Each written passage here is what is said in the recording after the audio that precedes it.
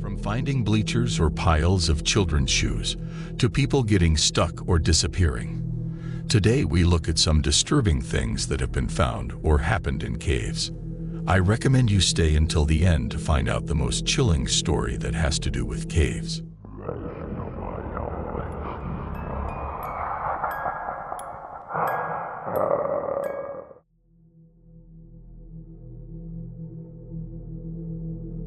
What you're about to witness is a discovery made by YouTuber Connor Kelly inside the McCoy mine in Lander County, Nevada. This mine, known for its silver and gold, sits at an elevation of 5,400 feet. Connor and his group, arriving on motorbikes, initially find nothing out of the ordinary as they enter the cave. However, as they delve deeper, Connor's flashlight catches something reflecting light: a pile of shoes.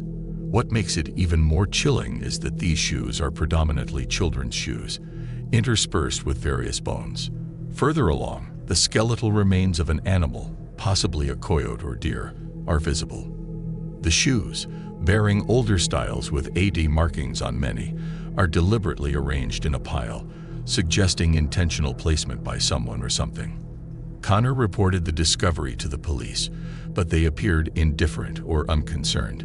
While the bones could be attributed to the cave serving as an animal feeding ground, the presence of a pile of shoes is more perplexing. It seems unlikely that this was merely a prank, due to the considerable effort it would entail. A more unsettling possibility is that the shoes represent a dumping ground for abducted children, their footwear removed as trophies before being discarded. This scenario evokes parallels with a disturbing historical event in the early 1900s, where a sinister individual in the vicinity of Lake Michigan was said to have murdered children, tossing their shoes into tree branches after disposing of their bodies. Eventually, the man was caught, and people found his tree ornamented with dangling shoes of dead children, almost as if it were one big trophy to him.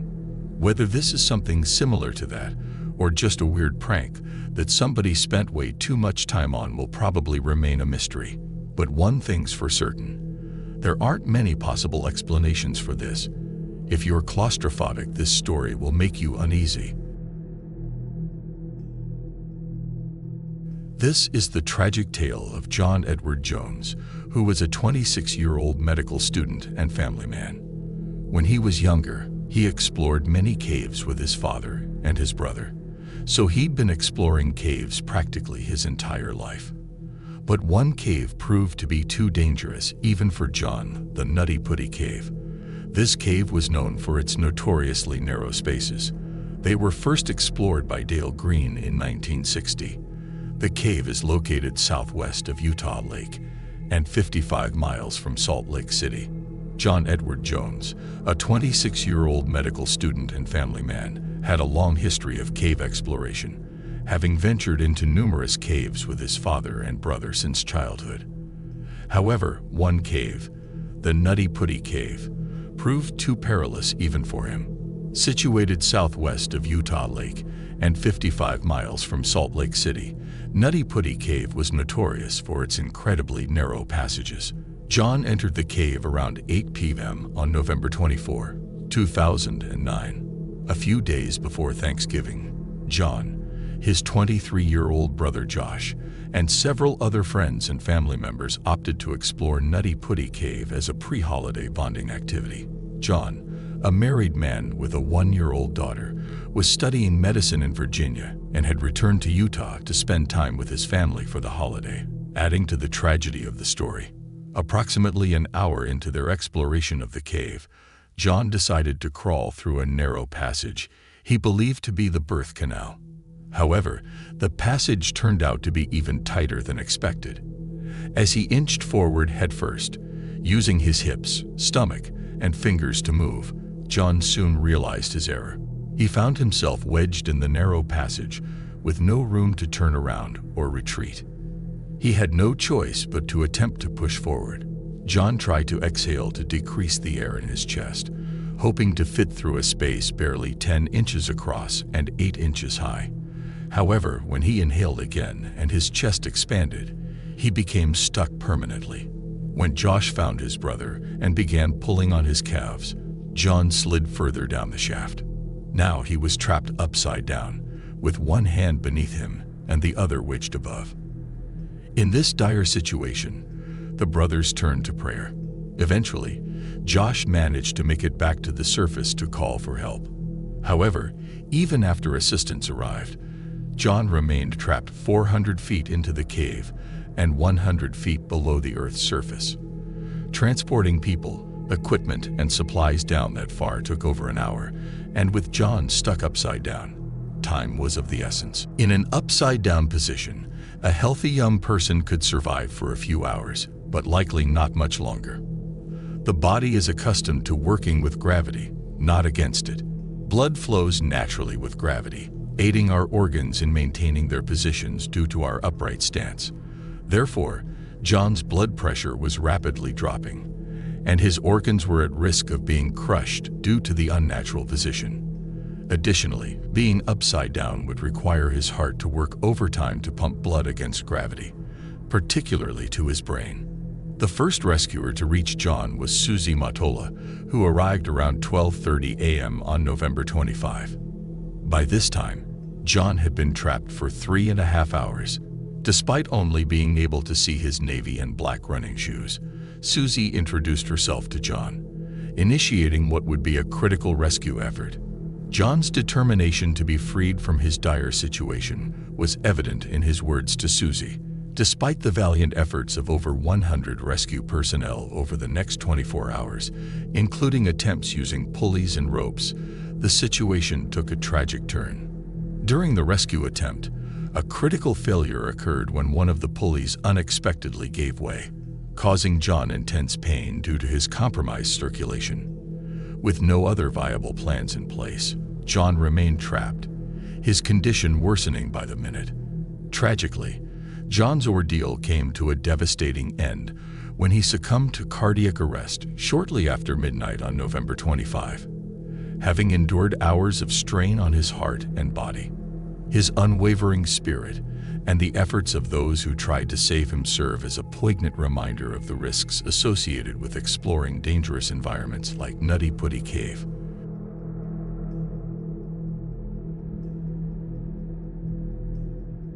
The presence of bleachers in an otherwise normal cave certainly raises eyebrows and invites speculation. However, the truth behind the bleachers in the Malheur Cave is less sinister than some might imagine. The cave is owned by the Masonic Lodge of Burns, Oregon, and has served as a meeting place for the Freemasons for decades. The group has taken responsibility for cleaning and maintaining the cave over the years.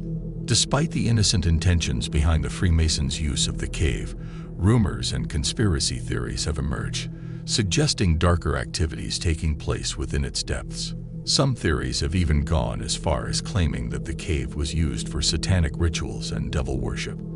However, there is no evidence to support these claims, and they likely stem from the mysterious and secretive nature of the Freemasons combined with the eerie setting of the cave itself. The cave has been closed off since 2019 when local Masons put up a gate at the cave entrance to stop the vandalism and graffiti that was plaguing the site. Kenny Veach is someone I've talked about before, but his story is perhaps one of the more chilling stories having to do with caves. Kenny was a YouTuber and caver who disappeared in 2014. After attempting to explore a cave he nicknamed the M Cave, which he reported hearing unusual noises from and found it suspicious, as it was located 6 miles south of a top-secret airbase. As he began to enter the cave, he claimed his whole body began to vibrate. The more he went into the cave, the worse the vibrating became.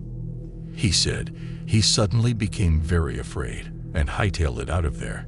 He uploaded this video to talk about his experience with the cave. "I gotta still go over another ridge, and then go all the way down a big crevasse. It's narrow and gets kind of scary. And I'm looking for a cave that I found, and I didn't have a sidearm when I was here before. And something about this cave just spooked me at all the caves that I've ever been in. This one just made my body vibrate." Kenny Veach's experience with the M Cave is indeed unsettling. His description of feeling his whole body vibrating as he entered the cave, combined with his sense of fear and unease, adds to the mystery surrounding the location. The fact that the cave is located near a top-secret airbase only adds to the intrigue. Unfortunately, Kenny Veach's disappearance after attempting to explore the cave adds a tragic element to the story. His decision to investigate the cave despite feeling frightened by it demonstrates his bravery and determination as an explorer, but it ultimately leads to his disappearance. The circumstances surrounding Kenny's disappearance and the unusual experiences reported by him and others who have explored the area contribute to the enduring mystery of the Cave and its surroundings. Kenny Veach's decision to turn back from the Cave, despite his initial intention to explore it further, is a testament to the intensity of his experience.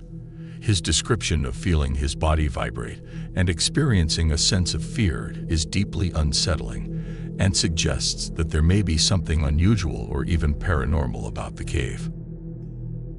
The fact that Kenny felt compelled to return to the cave at a later time, despite the unease he felt during his initial encounter, highlights his curiosity and determination as an explorer. However, his disappearance after attempting to revisit the cave adds a tragic dimension to the story and leaves unanswered questions about what might have happened to him. The Cave's reputation for causing intense sensations and feelings of dread among those who encounter it adds to its mystique and continues to attract interest from explorers and enthusiasts. Yet it also serves as a cautionary tale about the dangers of venturing into unknown and potentially hazardous environments. Kenny Veach's story is indeed a tragic one, made even more so by the pressure he felt to return to the Cave despite his initial apprehension. The fact that he reached out to people on YouTube for support and guidance highlights his openness and vulnerability as an explorer. It's unfortunate that instead of receiving encouragement, he faced ridicule and skepticism from some individuals.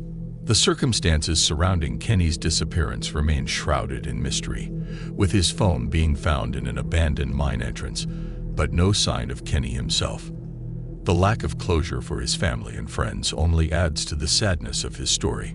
Kenny's experience serves as a reminder of the dangers inherent in exploration and the importance of taking precautions when venturing into unfamiliar or potentially hazardous environments. It's a sobering reminder to always prioritize safety and trust one's instincts when engaging in adventurous activities. People believe that given the proximity to the airbase he was murdered by the government. Proponents of this theory believe that the cave Kenny discovered was an entrance to some kind of top-secret government facility due to its proximity to Nellis Air Force Base in Area 51. They believe that the vibrating sensation Kenny felt while near the cave was a defense mechanism to keep civilians from entering. Under the same theory, Kenny saw government secrets within the cave and was kidnapped by U.S. soldiers when he emerged. A YouTuber by the name of Abandoned Mines 11 posted a video of what he believes to be the cave that Kenny described, and it's pretty credible. The cave appears to have been walled off and sealed, preventing access inside. Okay, I made it up here to the entrance of this cave. There's one side of it that comes down and then goes back up there and down. Now this doesn't look to be very deep at all, and looks like they were trying to wall it off. Their stack rocks right there, as well as behind me here. Like right there. The YouTuber finds multiple items on the floor like planks of wood and a beer bottle with no label, possibly a bottle Kenny was carrying.